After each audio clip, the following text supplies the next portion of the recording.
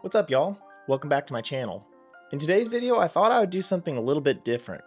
Now, if you're like me and you've purchased a pair of Selvedge denim jeans, either from Japan or from US manufacturers, then it's likely that you've had to have your jeans hemmed. Typically, these more high-end jean manufacturers offer all of their jeans, no matter what size, in the same inseam, and rely on the customer to get the jeans hemmed to their appropriate length. Now, I'm sure for a lot of you, just cuffing your jeans is plenty and you feel like you don't need to get them hemmed. But if you do get them hemmed, this is a little DIY that I came up with, utilizing the scrap fabric from the hemming and turning it into a card wallet. This means that you have a handmade custom denim card wallet that will fade with your jeans. The process is pretty simple. You just need your scrap denim fabric from the hemming. I found this little assorted needle kit on Amazon for pretty cheap. It's got kind of a mix of hand sewing needles and embroidery needles. One thing to note, it is important that you have a pretty heavy duty needle because at parts of this process you're going to have to be sewing through 3 or 4 layers of denim, because the way I have set this up is it goes through the original hem. So making sure that you have a pretty hefty needle will definitely help in that process. You'll also want some sort of like fabric marker. I use these little wax pens, or they have the little markers you can get for tailoring at like any craft store. This is to mark out where the cards are going to go on your fabric and where you're going to sew the fabric together. And then obviously you'll need some thread. I like to use this polyester thread. It's actually made for jeans. And the reason I like it is because polyester thread won't stretch like cotton thread will. And because we're using a twill fabric that will likely stretch as you put cards in it, making sure that the seams don't stretch as well is going to ensure that the wallet holds your cards for a lot longer. And then finally, you'll need a good pair of scissors. Again, you're going to be cutting through some pretty thick pieces of fabric, so making sure you have a nice sharp pair of scissors is going to help a lot in this process. With that out of the way, let's get into it. All right, y'all, so here is the second version of this card wallet that I've done. You can see on the inside there's the little Selvedge ID there. And because I use the contrast threading, you can kind of see it peeking out of the stitching there. If you use same color threading, that won't be as visible. So if you want this to be super stealthy, then go with that. I kind of like the contrast threading peeking through. But anyway, this is what the finished product will look like. So before we get started, first you want to make sure you've got your fabric. I like to keep the Selvedge ID at least inside the wallet. And the way I have set this up, all of this frayed area is basically hidden inside the wallet. So what you want to do is just locate where that Selvedge ID is and flip it over. It's going to be that seam right there.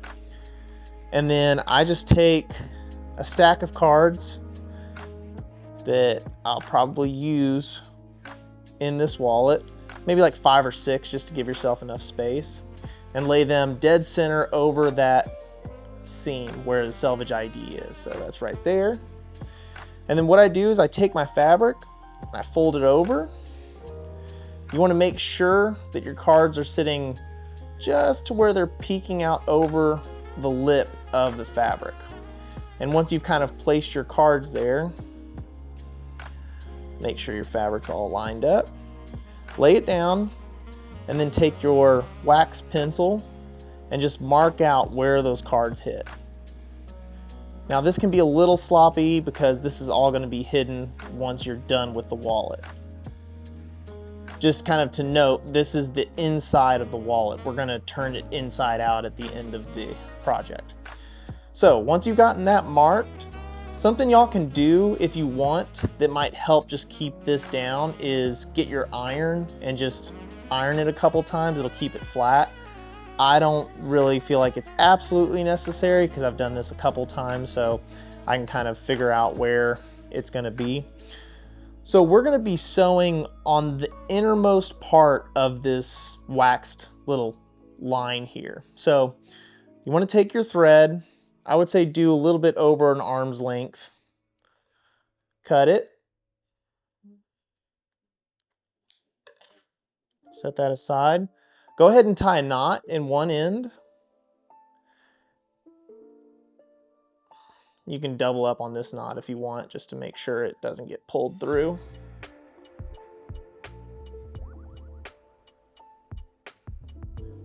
Make sure they actually double up on each other. So you got a nice big knot there. And then I like to just go ahead and just trim this edge off just to clean it up a little bit. Again, these are not the best scissors.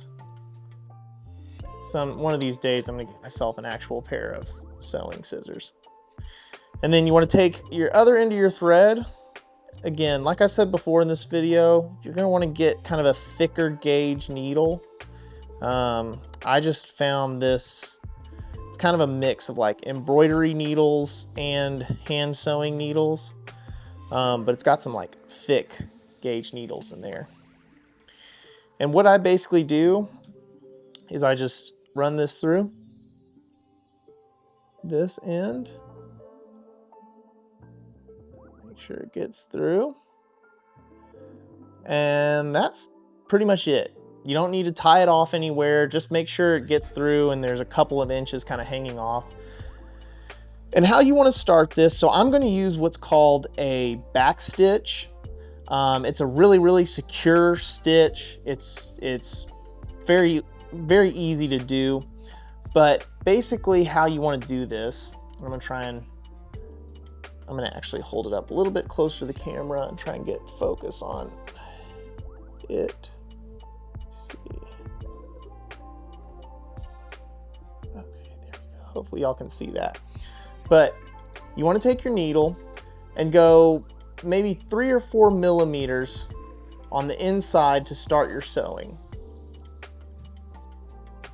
So it's coming through right there. And what you're going to do is you're going to go back. You're going to go backwards about 4 millimeters from where you first inserted the needle.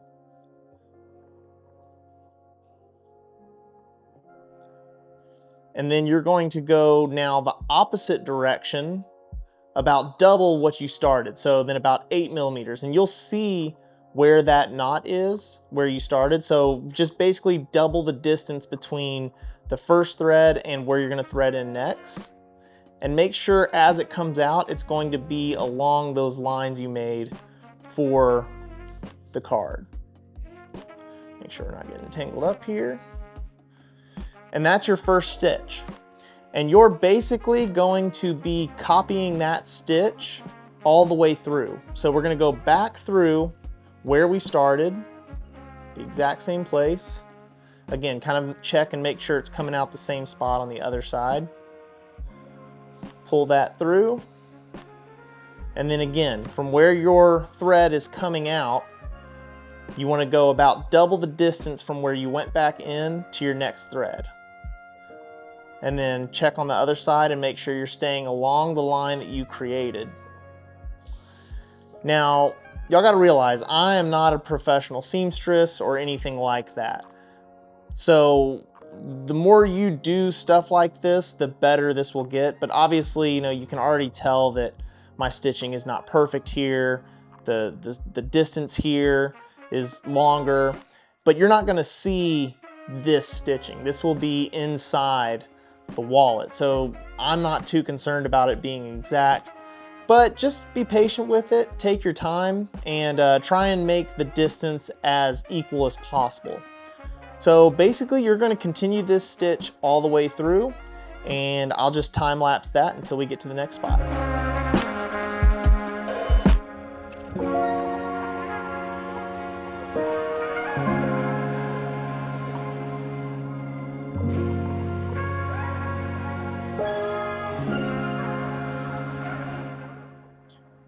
All right, so once you've made it to the corner of your wallet, something you're gonna kind of have to do is like double up through this stitch. So I just go kind of back through it. and then act as if I'm just kind of starting the stitch again. So, you know, typically if I was to start a back stitch, I would go back, but since this is my corner, I'm gonna actually go and just keep going up, and this will kind of reverse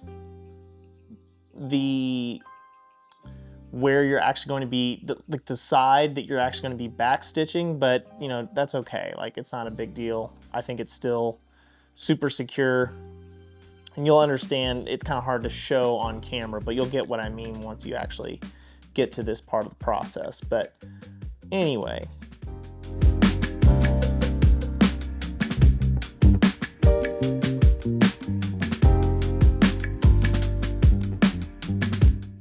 all right, so I've made it to where the original hem on the jeans was, and this is where having a thicker gauge needle really comes in handy, because you have to kind of really push it through to get it to go through that hem. So just, again, be patient with it. It's gonna be a little sticky, a little hard to get through. You know, just make sure you're not poking your fingers too much like I just did. But once you've made it to the hem, you should only have like 2 more stitches to go.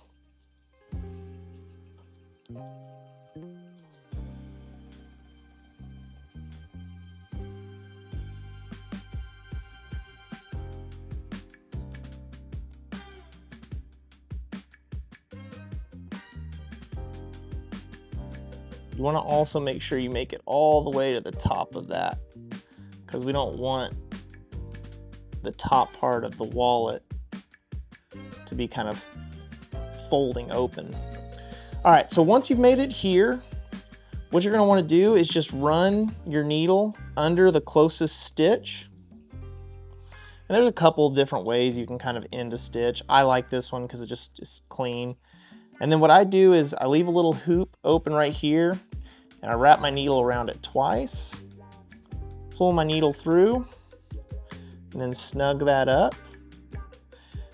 And if you'd like, you can do this a second time just to make sure that really stays in place. So I'm gonna do that. All right, so that's nice and snug. And then make sure that's really snug there, and then you're gonna wanna cut this excess. All right, so now the hardest part of this project is done. You've basically made the shape of your wallet. You can kind of massage it into place, make sure everything feels good, make sure it feels nice and snug. So that feels pretty good to me. So then you're just gonna take your scissors. I like to give maybe 5 millimeters of space from where I'm cutting around where my stitching is. So you're just gonna cut.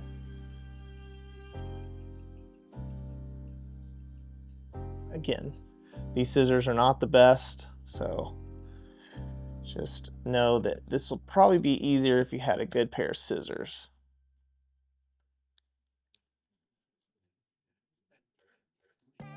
But they managed to make it through. All right, so there's your wallet. Now, the last part is to just flip it inside out. And that's pretty easy. Just push it through. You want to make sure to really massage those little edges. And again, this stitch that I'm using, this back stitch, is very, very strong, so don't worry about splitting that. And there's your wallet. This one's a little smaller, but something to remember is it's going to be a very snug fit at first, and this is obviously not, you know, it'll stretch basically is what I'm trying to say. So you want to take your cards again, and you want to slide them in. Start with just a hand, like a couple. You don't want to put a bunch in there just yet. And basically, once you've kind of gotten to this point and you've gotten a couple cards in, I would say just let it sit there for a little bit. You want that to just kind of sit like that, let the denim kind of stretch out and mold to it, and then if you need to put more cards in there, just add them as you go. And this denim will end up stretching to a point like this to where it's more of like your standard wallet shape. All right, y'all, thanks for watching. If you followed the steps and hopefully I was clear enough, you should end up with a nice Selvedge denim card wallet. Now, it's going to be a little tight at first getting the cards in and out, but over time this fabric will stretch and it should just act as any other card wallet. If you like this video and y'all have some ideas for some other DIY projects I could show y'all in the future, please let me know in the comments. And if you want to see more videos like this or reviews on menswear and other gear, please subscribe to my channel. Thanks again for watching, and I'll see you in the next video.